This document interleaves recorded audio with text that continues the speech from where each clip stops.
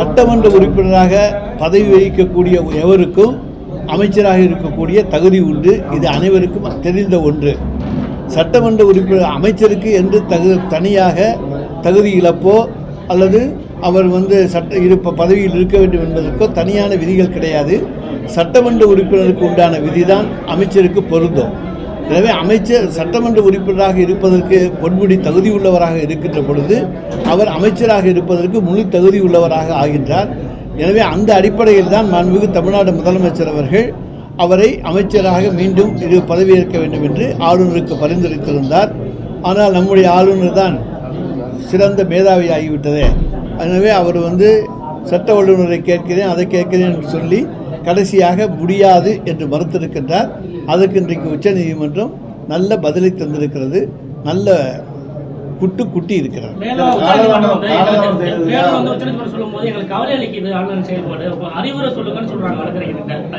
அதாவது உச்ச நீதிமன்றத்திலே ஒன்றிய அரசினுடைய தலைமை வழக்கறிஞரே அதை ஒப்புக்கொள்கிறார். எங்களுக்கு ஆளுநர்களுடைய நடவடிக்கைகள் கவலை அளிக்கிறது அப்படி என்று சொல்லி ஒப்புக்கொள்ளக்கூடிய அளவுக்கு ஒரு ஆளுநர் இன்றைக்கு தமிழ்நாட்டில் இருக்கிறார். அது எந்த அளவுக்கு மோசமான நிலைமை என்பதை எல்லோரும் எண்ணி பாருங்கள். அது தேர்தல் காலம், அதில் இவ்வளவு மோசமான ஆளுநர் இருக்கிற பொழுது இன்னும் என்னென்ன நடக்கும் என்பதையும் மக்கள் நிச்சயமாக பார்த்து கொண்டிருக்கிறார்கள்.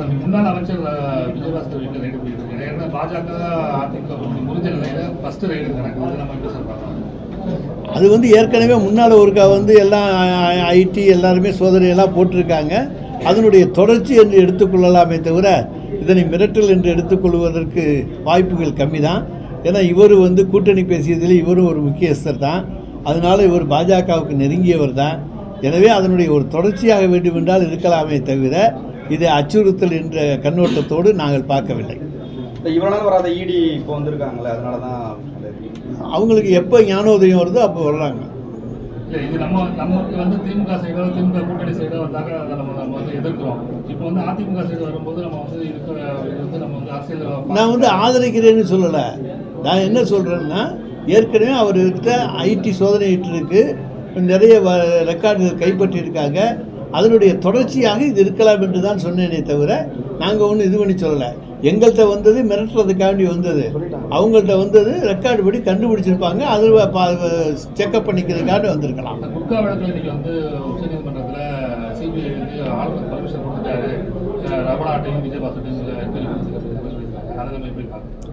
அது எங்களுக்கு கிடைத்த வெற்றி. நாங்கள் தான் தீர்மானம் போட்டு கொடுத்தோம், ஆளுநருக்கு அனுப்பிச்சோம். அதுக்கப்புறம் ஆளுநரும் அதற்கு ஒப்புதலை வாங்கி இருக்கின்றோம். எனவே இதன் மூலமாக போதைப் பொருளில் சம்பந்தப்பட்ட அரசாங்கம் எடப்பாடி பழனிசாமியினுடைய அரசாங்கமே தவிர எங்களுடைய அரசு இல்லை என்பது இதன் மூலம் தெளிவாகும். நாங்கள் எந்த போதைப் பொருள் கடத்தலுக்கும் உடந்தையாக இல்லை. முந்தைய அரசாங்கம் தான் இதற்கெல்லாம் உடந்தையாக இருந்திருக்கிறது. அமைச்சராக இருந்தவர்களே அதில் சம்பந்தப்பட்டிருக்கிறார்கள். அவர்கள் மீது இன்றைக்கு வழக்கு போடப்பட்டிருக்கிறது என்கின்ற பொழுது நிச்சயமாக போதைப் பொருள் கடத்தலுக்கும் பழைய எடப்பாடி பழனிசாமியுடைய அரசுக்கு தான் தொடர்பே தவிர எங்களுக்கு தொடர்பு. தொடர்ச்சியாக தமிழக ஆளுநர் தமிழக அரசுக்கு எதிராக செயல்படுறாரு என்று தொடர்ச்சியாக எல்லாமே பேட்டி இருக்குங்க. ஆனால் வேற ஏதாவது கூடுதலாக அவர் மீது அவர் மாற்றக்கூடிய நடவடிக்கைகள் வேற அதாவது ஒன்றிய அரசு தான் மாற்றணும். இந்தியா கூட்டணி ஆட்சிக்கு வந்த பிறகு என்னெல்லாம் நடக்குதுன்னு அப்போ பார்த்துக்கலாம். நிச்சயமா நாங்கள் பதவி பிரமாணம் எடுக்க தயாராக இருக்கிறோம்னு தானே சொல்கிறோம். தேர்தல் விதிமுறைகளால இது தேர்தல் விதிமுறைகள். நேற்று ஹரியானாவில் 8 பேர் பதவி ஏற்றிருக்காங்க. தேர்தல் அறிக்கை வெளியிட்டிருக்கோம். அதில் சென்ட்ரல் கவர்மெண்ட் செய்கிற இதெல்லாம் ஸ்டேட் கவர்மெண்ட் கொடுத்துருக்காங்க அப்படிங்கிற பிஜேபி விமர்சனம் பண்ணுறாங்க. வெற்று காகிதங்கள் அப்படி அண்ணாமலை சொல்கிறாரு. அண்ணாமலைக்கு அது வெற்று காகிதங்களாக இருக்கலாம். மகளிருக்கு 1000 ரூபாய் இந்தியா முழுவதும் தர வேண்டும் என்று சொல்வது அண்ணாமலைக்கு வெற்று காகிதமாக இருக்கலாம். பெட்ரோல் விலை 75 ரூபாய், டீசல் விலை 65 ரூபாய் என்று சொல்வது அண்ணாமலைக்கு வெற்று காகிதமாக இருக்கலாம். அதுக்கு நாங்கள் பொறுப்பல்ல. நாங்கள் மக்களுக்காக பணியாற்றுகிறவர்கள். இந்தியாவில் இருக்கக்கூடிய எல்லா மக்களுக்கும் எல்லா நன்மைகளும் கிடைக்க வேண்டும் என்பதற்காகத்தான் எங்கள் தேர்தல் அறிக்கையை வெளியிட்டிருக்கிறோம். அது தேர்தல் காலத்திலே ஒரு கதாநாயகனாக நிச்சயமாக இருக்கும். அண்ணாமலைக்கு அது வெற்றிக்காய் தான். படிச்சு பார்த்தா தானே தெரியும், அவர் படிக்க மாட்டார்.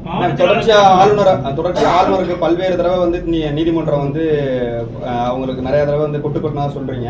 தொடர்ச்சியா இதே செயல்பாடுல தொடர்ச்சியா ஈடுபட்டுட்டே இருக்காரு. அடுத்த கட்டமா நம்ம என்ன பண்ண போறோம்? அடுத்த கட்டம் நீதிமன்றம் தான் அவருக்கு என்னென்ன சொல்லணுமோ சொல்லணும். நாளைக்கு வரைக்கும் பொறுத்துருங்கன்னு சொல்லியிருக்கு.